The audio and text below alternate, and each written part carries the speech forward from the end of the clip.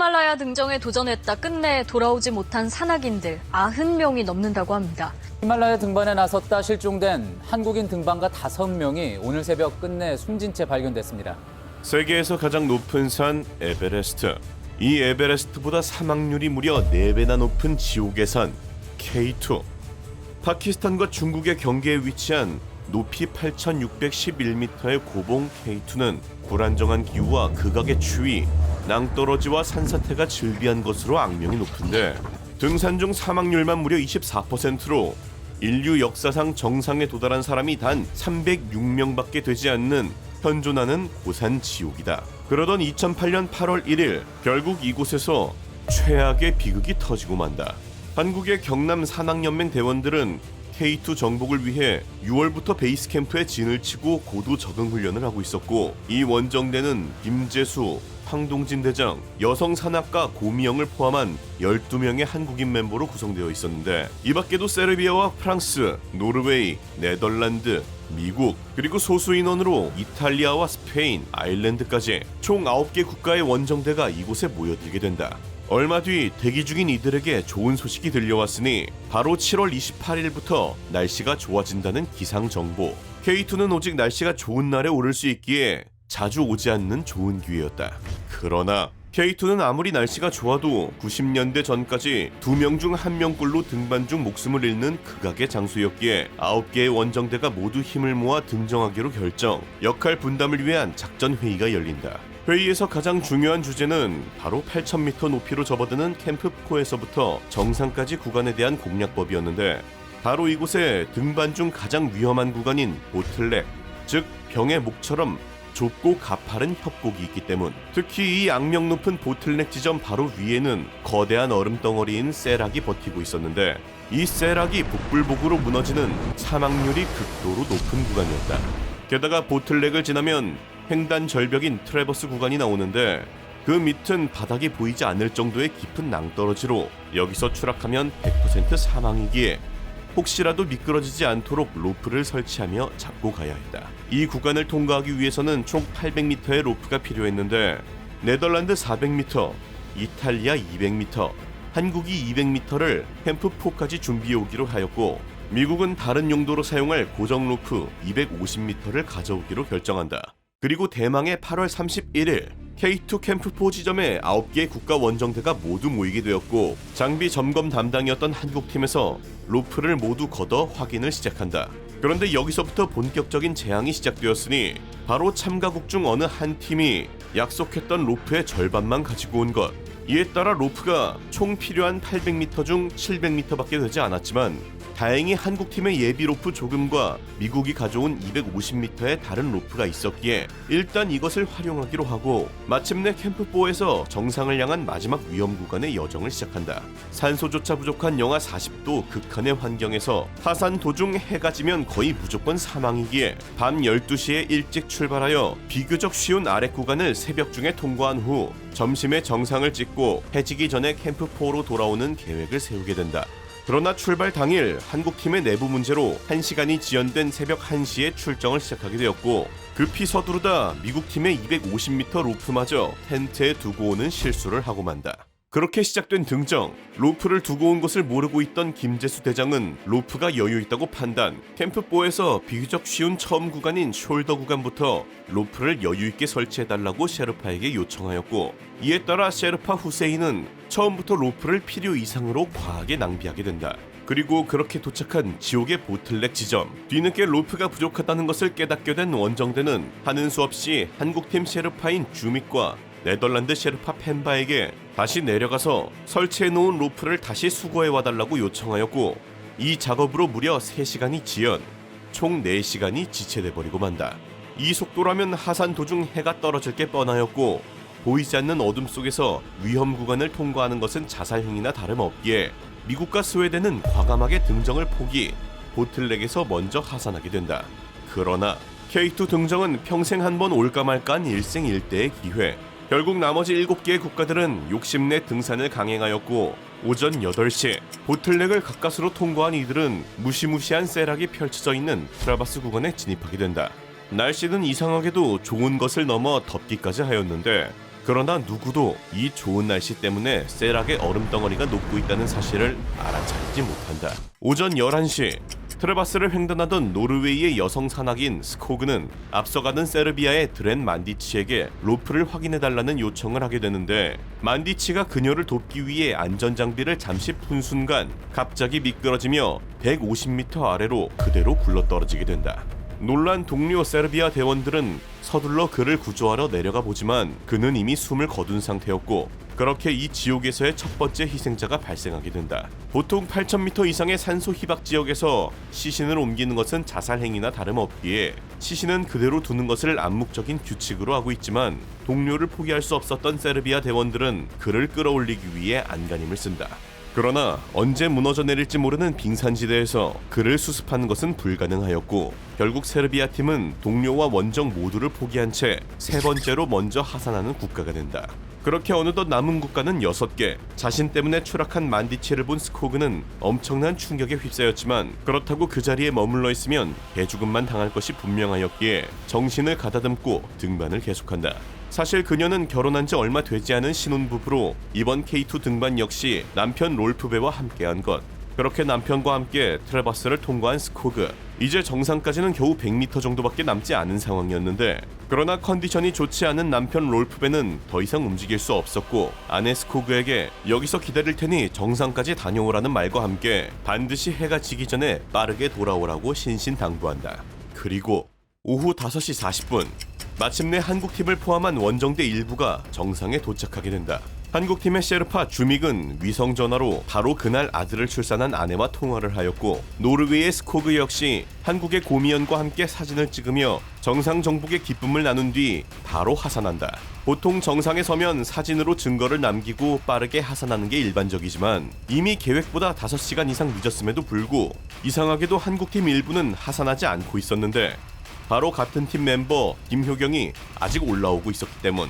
권투 선수 출신 산악가 김효경은 8,000m급 등정이 처음이었고, 그만큼 이번 K2 등반이 큰 의미가 있었기에 심각한 고산병에도 불구 마지막 체력을 다해 오르고 있는 것이었는데, 그렇게 무려 1시간 30분이 지난 저녁 7시 10분 엄청나게 지친 상태의 김효경이 마침내 K2 정상의 모습을 드러냈고, 그가 도착하자 남아있던 일부 한국팀 멤버는 그와 함께 하산을 시작한다. 그 뒤 순차적으로 프랑스의 우고 도바레스와 그의 셰르파 카림, 아일랜드 역사상 처음으로 K2 등정에 성공한 제라드 맥도넬, 그리고 60세의 이탈리아 산악인 마르코 콘포돌라는 저녁 8시가 돼서야 정상에 도착 후 하산하게 된다. 그러나 늦어도 너무 늦은 시간, 해가 저물자 본격적인 지옥이 펼쳐지게 되는데, 영하 40도의 극한의 추위와 강풍에 마주하게 된 한국팀. 특히 김효경의 건강은 점점 악화되었고, 그의 속도에 따라 한국팀의 하산 역시 더욱 더뎌지게 된다. 그 사이 남편 롤프베와 만난 스코그는 서둘러 트레바스를 내려가는데, 롤프베가 앞장서고 스코그 역시 그의 뒤를 따르며 조심히 내려가던 중 갑자기 굉음과 함께 뒤에 있던 세락의 폭발. 롤프베는 순식간에 세락 얼음덩어리에 휩쓸려 두 번째 희생자가 된다. 바로 앞에서 남편의 실종을 목격한 스코그는 울부짖었고, 엎친 데 덮친 격으로 이 세락의 붕괴로 인해 트레버스 구간에 설치해두었던 로프들까지 함께 파괴되어 사라져버린다. 결국 뒤따라오던 나머지 산악인들은 해발 8,000m 데드존에 그대로 갇히게 되었는데, 이제 그들은 어둠 속에서 로프도 없이 맨몸으로 트레버스를 내려가는 프리솔로를 하거나, 아니면 영하 40도의 산소도 부족한 데드존 야외에서 밤을 새는 비박을 하거나, 둘 중 하나의 목숨 건 선택을 해야 했다. 남편을 잃어 절망감에 휩싸였던 스코그는 위험을 감수하고서라도 하산을 강행, 어둠 속을 아슬아슬하게 내려가다가 중간에 떨어진 30m짜리 로프를 발견하고 그것을 활용하며 하강하여 무사하게 세락 지역을 통과하는 기적을 보여주게 된다. 한편 뒤따라 내려오던 한국팀은 먼저 내려오던 김재수, 고미영을 비롯한 대원들과 탈진한 김효경을 부축하며 함께 내려가던 황동진, 박경호, 세르파 주믹, 이렇게 두 그룹으로 나누어서 내려가고 있었는데, 그 중에서도 신체가 한계에 도달한 김효경은 넘어졌다 뒹굴기 반복. 결국 새벽 1시경 급경사에서 구르며 밑으로 사라졌고, 순식간에 동료를 잃은 황동진, 박경효는 충격에 빠지게 된다. 한편 한국팀의 뒤쪽에는 정상에서 가장 늦게 출발한 3명의 유럽 산악인 제라드 맥도넬, 마르코 콤포토라, 윌코 반 루이젠이 있었는데, 이들은 아무것도 보이지 않는 깜깜한 밤에 빙벽을 타는 것은 자멸행위라고 판단. 결국 새벽 2시경 8,000m 지역에서 죽음을 각오한 비박을 시작한다. 그러나 비슷한 위치에 있던 프랑스의 위고 도바레스는 비박을 하지 않고 셰르파 카림과 함께 하산을 강행하고 있었는데 어느 순간 뒤따라오고 있던 셰르파 카림이 사라졌고 위고는 홀로 내려오게 된다. 알고 보니 셰르파 카림은 산소 부족으로 정신착란에 휩싸여 중간에 다른 길로 간 것인데 결국 혼자 헤매던 카림은 실종되며 네 번째 희생자가 발생한다. 김유경을 잃은 채 하산을 강행하고 있던 한국 대원들은 트레바스 중간 지점부터 로프가 끊어진 것을 발견하게 되는데 다행스럽게도 셰르파 주믹이 여분의 70m 로프를 가지고 있었고 다 함께 이 로프를 돌려쓰기로 결정한다. 김재수 대장이 앞장서서 70m 이동하면 다른 대원들이 로프를 이어받아 이동하고 맨 뒤에서 주믹이 로프를 회수하는 방식으로 이동해 나가는 것이었는데 뒤따라오던 다른 외국 팀들까지 한국 팀의 비상 로프를 함께 사용하게 되며 하산 시간은 더욱 길어지게 된다. 함께 하산하던 한국 셰르파 파산과 네덜란드 셰르파 펜바는 세락이 다시 흔들리기 시작하자 눈사태가 일어날 조짐을 느끼게 되었고 다른 사람들에게 더 빨리 가야 한다고 외쳤으나 모두 지쳐 속도를 내지 못하자 결국 팀을 버리고 둘이 먼저 내려가는 선택을 하게 된다. 어느덧 시간은 새벽 2시 반. 그 사이 김재수 대장과 고미영은 구사일생으로 트레바스를 통과하여 보틀레까지 내려왔고 그곳에 셰르파 없이 홀로 하산 중인 프랑스 산악인 위고와 스쳐 지나가게 되는데 그러나 얼마 뒤 위고는 탈진으로 인해 길을 잃게 되었고 결국 그대로 실종되게 된다. 그 사이 발가락 동상을 입은 김재수 대장은 빠른 치료를 위해 고미영보다 먼저 캠프포로 속도내서 하산하였는데 위험 구간을 벗어났으므로 고미영 혼자서도 잘 내려올 수 있다는 판단에서였다. 그러나 혼자 내려오던 고미영 대원은 방향 감각을 상실, 결국 그대로 그곳에서 밤을 보내기로 결정한다. 한참을 지나도 고미영이 나타나지 않자 김재수 대장은 캠프에 남아있던 셰르파 빅파상과 치링에게 그녀를 찾도록 지시하였고 2시간 후 다행스럽게도 네팔 셰르파들은 그녀를 발견하며 새벽 5시경 고미영은 무사히 복귀하게 된다. 한편 비박으로 지옥의 밤을 버텨낸 유럽 3인방은 다행히 아침을 맞게 되는데 그러나 윌코가 눈을 떠보니 갑자기 앞이 잘 보이지 않았는데 바로 설맹이 온 것. 그는 시력이 완전히 사라지기 전 다른 사람들보다 먼저 빠르게 하산을 감행한다. 내려오던 중 트레바스 중간에 한국팀 대원 3명이 서로 로프에 얽매여 거꾸로 매달려 있는 것을 발견하였는데 그들은 황동진 대장과 박경혁 그리고 세르파 주믹이었다.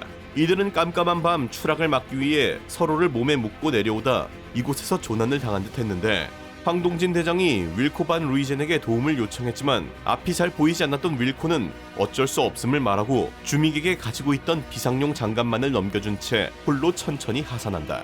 뒤따라오던 마르코 콤프톨라 역시 혼자 3명을 구출할 수 없다고 판단, 거꾸로 있던 황동진의 자세를 편하게 만들어준 다음 하산했고 마지막으로 아일랜드인 제라드 맥도웰은 그들을 도와주기로 결정. 주믹의 위성 전화기를 발견하고 베이스 캠프의 구조를 요청하게 된다. 이들이 살아있음을 확인한 김재수 대장은 캠프에 있던 다른 사람들에게 즉시 구조대를 제안하였는데 하지만 등정을 포기했던 미국과 세르비아 팀은 이미 구조가 불가능한 상태라며 거절하였고 결국 한국팀의 네팔 셰르파인 빅파상과 치링 보테 이 2명만이 구조를 위해 다시 보틀렉으로 가기로 결정한다. 그러나 먼저 일찍 하산했던 셰르파 파상과 펜바는 현재 세락 붕괴 위험이 있으니 절대로 가지 말라고 경고하였는데 그럼에도 불구 빅파상과 치링 보테는 공경에 처해 있는 한국팀과 셰르파 주믹을 구조하기 위해 올라간다. 그들은 올라가다가 손과 무릎으로 기어 내려오는 마르코 콤포테를 발견하고 도움을 주는데 그렇게 데드존에서 36시간을 버틴 그는 결국 구조된다. 트레바스 지역까지 올라온 빅파산과 치링 보테는 결국 탈진한 황동진, 박경효 그리고 주믹을 구출해냈고 그들에게 산소를 공급한 뒤 다시 함께 내려오게 된다.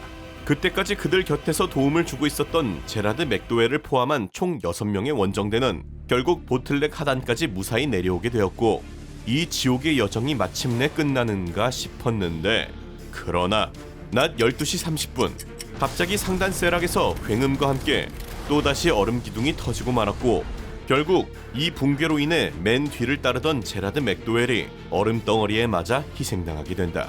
그리고 5분 후 근처에서 다시 대형 눈사태가 일어나며 황동진, 박경효, 전날 아버지가 된 셰르파 주믹 그리고 구조하기 위해 올라온 빅파상까지 모두 순식간에 희생되었고 이 눈사태에서 살아남은 건 셰르파 치링 보테 단 한 명이었다. 설맹으로 앞이 거의 보이지 않는 윌코 반 루이제는 설산을 계속해서 기어 내려갔고 무려 60시간을 버틴 후 셰르파에게 기적적으로 발견, 곧바로 병원에 옮겨졌으나 동상으로 발가락과 손가락을 모두 잃게 된다.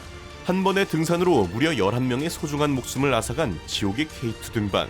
그곳에서는 편히 쉴 수 있기를 바라본다.